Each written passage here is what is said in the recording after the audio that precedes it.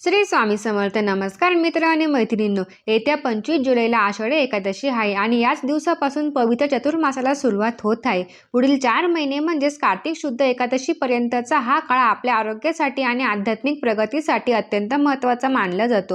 पुराणात सांगितले आहे की या 4 महिन्यात भगवान विष्णू क्षीरसागरात योग निद्रात असतात. आता अनेकांच्या मनात एक मोठा प्रश्न येतो की जर देव झोपलेले असतात तर मग आपण या काळात देवपूजा करावी का? या प्रश्नाचे शास्त्रीय उत्तर आपण आजच्या व्हिडिओत पाहणार आहोत. यासोबतच या 4 महिन्यात निसर्गामध्ये आणि आपल्या शरीरात कोणते बदल होतात, त्यामुळे कोणते 2 पदार्थ आहेत जे आपण अजिबात खाऊ नये आणि संपूर्ण चतुर्मासात पाळायचे अत्यंत महत्त्वाचे 21 नियम कोणते आहेत त्याची सविस्तर माहिती आपण पाहणार आहोत. विशेषतः या काळात महिलांनी कोणती व्रते करावीत, याचे घराला कोणते फायदे होतात तेही आपण जाणून घेणार आहोत. त्यासाठी व्हिडिओ स्किप न करता पूर्ण पहा. तर बघा, सर्वात पहिला आणि महत्त्वाचा प्रश्न, देव झोपलेले असतात तर देवपूजा करावी का? तर याचे उत्तर आहे होय, नक्कीच करावी.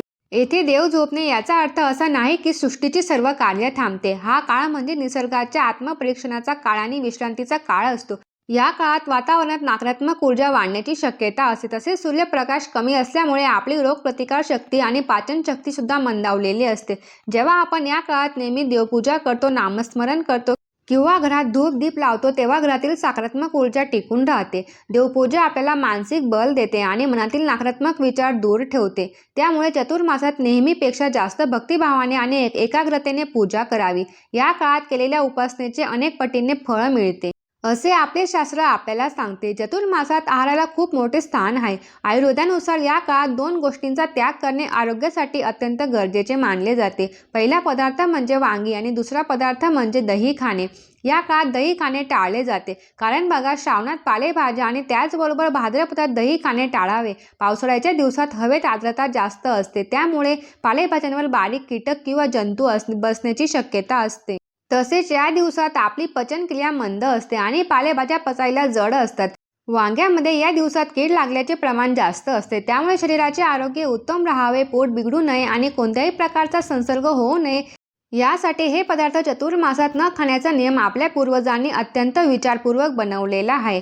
आता आपण बघूया चतुर्मासात कोणते नियम आवर्जून पाळायचे आहेत. तर बघा, सर्वात पहिला नियम म्हणजे रोज सकाळी सूर्योदयापूर्वी उठण्याचा प्रयत्न करावा. उठल्यानंतर सर्वप्रथम भूमीला वंदन करावे आणि देवाचे स्मरण करावे.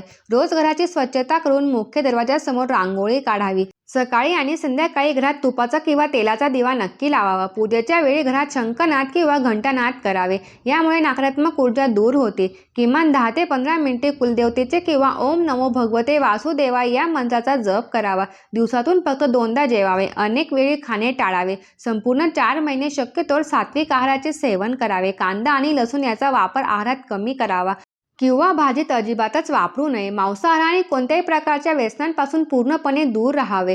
जेवणात पालेभाज्यांचा वापर मर्यादित करावा आणि विशिष्ट महिन्यात तो टाळावा. श्रावणात पालेभाज्या खाऊ नयेत.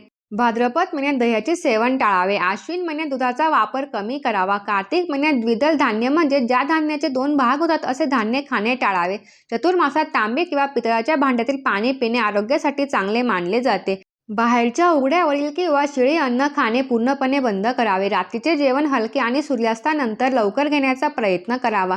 जेवण करताना शांत मनाने आणि देवाचे आभार मानून जेवावे. या 4 महिन्यात कोणाबद्दल मनात द्वेष किंवा राग ठेवून बोलू नये. खोटे बोलणे किंवा कोणाचीही चहाडी करणे टाळावे. घरात किंवा बाहेर कोणाशी वादविवाद घालू नये. वाणीवर संयम ठेवावा. रोज रात्री झोपण्यापूर्वी आपल्या हातून झालेल्या चुकींची देवाकडे माफी मागावी. चतुर्मासात ब्रह्मचर्याचे पालन करणे अत्यंत श्रेष्ठ मानले जाते. शक्य असल्यास गादीऐवजी चटईवर किंवा जमिनीवर झोपण्याचा नियम पाळावा. आपल्या क्षमतेनुसार आपल्या उत्पन्नातील काही भाग गरिबांना किंवा गरजू लोकांना मदत म्हणून द्यावा. पशुपक्षींना पाणी द्यावे. गोसेवा करावी. घरात येणाऱ्या कोणत्याही अतिथीची किंवा भिक्षूचा अपमान करू नये. रोज तुळशीची पूजा करावी. संध्याकाळी तुळशीजवळ दिवा लावावा. तुळशीला प्रदक्षिणा घालाव्यात. महिन्यातील दोन्ही एकादशी म्हणजेच भागवत एकादशी आणि स्मार्त एकादशी मनोभावे कराव्यात.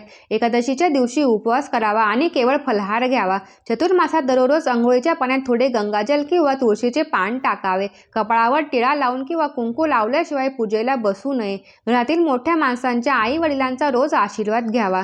संतांचे विचार आणि धार्मिक ग्रंथांचे वाचन करावे. स्वतःच्या स्वार्थासाठी कोणाचे नुकसान करू नये. निसर्गाचे झाडांचे रक्षण करावे, झाडे तोडू नये, उलट नवीन रोपे लावावीत, पाण्याचा प्रत्येक थेंबाचा जपून वापर करावा, पाण्याचा प्रयोग टाळावा, कोणत्याही व्यक्तीला शारीरिक किंवा मानसिक त्रास होईल असे वागू नये, नेहमी सकारात्मक विचार करावा, नैराश्यापासून दूर राहावे. या काळात मौन पाळणे अतिशय उत्तम मानले जाते. दिवसातून किमान अर्धा तास शांत बसावे. कोणत्याही शुभ कार्याची सुरुवात करताना घरातील देवांना नमस्कार करावा. तर बघा मित्रांनो, ही माहिती तुम्हाला आवडली असेल तर जास्तीत जास्त तुमच्या मित्रांसोबत आणि परिवारासोबत शेअर करा.